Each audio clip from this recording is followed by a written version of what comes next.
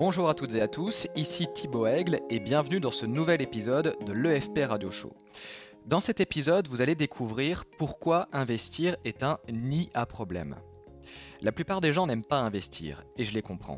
Investir dans l'immobilier, il faut apprendre à maîtriser l'intégralité du processus de l'investissement, de la recherche de la bonne affaire à la gestion locative du bien. En passant par le calcul du rendement locatif, la recherche du financement adéquat, la négociation d'achat, le choix du montage juridique, la définition d'une stratégie de sortie, etc., etc. Chronophage, laborieux et incertain. Investir dans l'immobilier, un vrai nid à problème.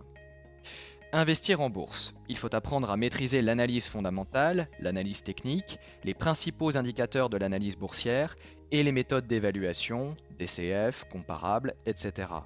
Mettre au point ses propres stratégies de sélection d'actions, stock picking, et d'entrée et de sortie du marché, market timing. Savoir passer ses ordres boursiers de manière à optimiser son money management, etc. Chronophage, laborieux et incertain encore. Investir en bourse, un vrai nid à problème. Investir dans les matières premières. Il faut apprendre à maîtriser le fonctionnement des marchés de commodities, les déterminants fondamentaux de ces marchés, en passant par les caractéristiques spécifiques des matières premières, la typologie des matières premières, les indices de référence, les formes d'investissement dans les matières premières, etc., etc. Chronophage, laborieux et incertain, toujours. Investir dans les matières premières, un vrai nid à problème, je vous dis. Parfois, les gens s'inscrivent à un séminaire d'investissement en espérant que les choses se feront toutes seules, naturellement et sans effort particulier de leur part. Il faut bien apprendre à investir son argent, puisqu'on n'aura pas de retraite et qu'on ne souhaite pas tomber dans la dépendance financière dans nos vieux jours. Mais très vite, ils se rendent compte qu'un tel séminaire n'a pas vocation à faire le travail pour eux.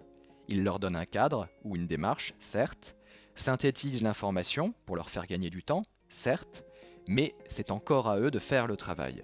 Alors ils en repartent frustrés et incrédules, eux qui pensaient avoir torché l'affaire en quelques heures ce week-end. C'est un peu comme une thérapie qu'on entreprend suite à une séparation. On aimerait que le thérapeute confirme le bien fondé de notre décision et qu'il nous donne une recette miracle pour faire disparaître la douleur. On ne comprend pas que le thérapeute n'est pas là pour décider pour nous et que la douleur n'a pas vocation à disparaître d'un coup de baguette magique. Que le rôle du thérapeute est de nous aider à la laisser s'exprimer, cette douleur, pour nous permettre de nous reconstruire petit à petit par nous-mêmes. Le problème quand on ne franchit jamais le stade du c'est compliqué ou je ne veux pas m'embêter à investir, c'est qu'on fait le choix conscient ou non de rester dans l'ignorance, quel que soit le domaine concerné d'ailleurs. Les grands investisseurs n'ont pas moins de problèmes financiers que les petits épargnants, au contraire. Mais ils ont compris que les problèmes financiers faisaient partie intégrante de leur vie financière, et plutôt que de les fuir et de se complaire dans la facilité, ils ont fait le choix assumé et conscient de les affronter directement.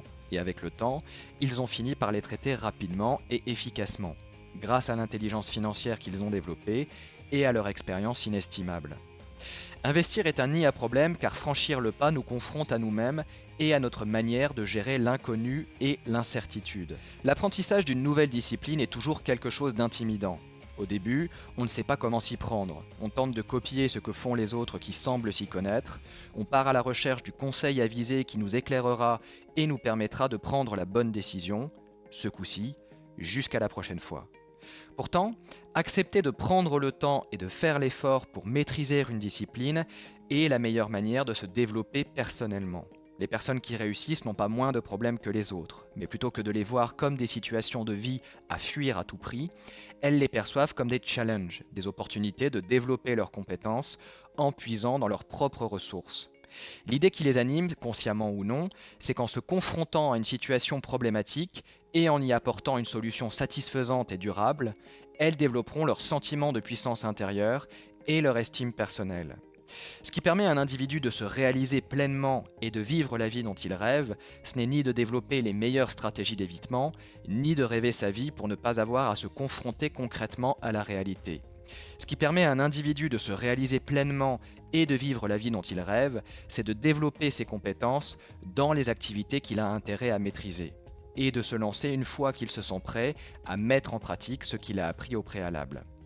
Bien sûr, tout ne sera pas parfait, tout le monde fait des erreurs, et l'investissement, par exemple, n'est pas une science exacte. Mais l'apprentissage est ainsi fait et une grande partie de ce dernier se réalise par le biais de la confrontation à la réalité, l'expérience d'une situation que nous devons apprendre à gérer du mieux possible grâce aux compétences développées précédemment. Personne n'a jamais dit qu'investir était facile. Personne n'a jamais dit que l'investissement ne comportait pas de risque. Personne n'a jamais dit qu'en vous lançant dans le monde de l'investissement, vous ne seriez pas confronté à davantage de problèmes financiers. Mais une chose est sûre, personne n'a jamais gagné son indépendance financière en restant les bras croisés chez soi et en refusant d'investir son argent. Et pour reprendre ce que disait si bien Winston Churchill, une vie réussie n'est-elle pas finalement une vie d'obstacles surmontés? À méditer. Alors si vous avez aimé cet épisode de l'EFP Radio Show, eh bien n'hésitez pas à cliquer sur j'aime. Et si vous souhaitez apprendre à gagner votre indépendance financière et bénéficier notamment de plus de 2 heures de vidéos gratuites, eh bien il vous suffit de vous inscrire en cliquant sur le lien rouge et blanc qui s'affiche sur votre écran ou sur le lien présent dans la description de la vidéo juste en dessous. Et je vous dis à tout de suite de l'autre côté. Salut!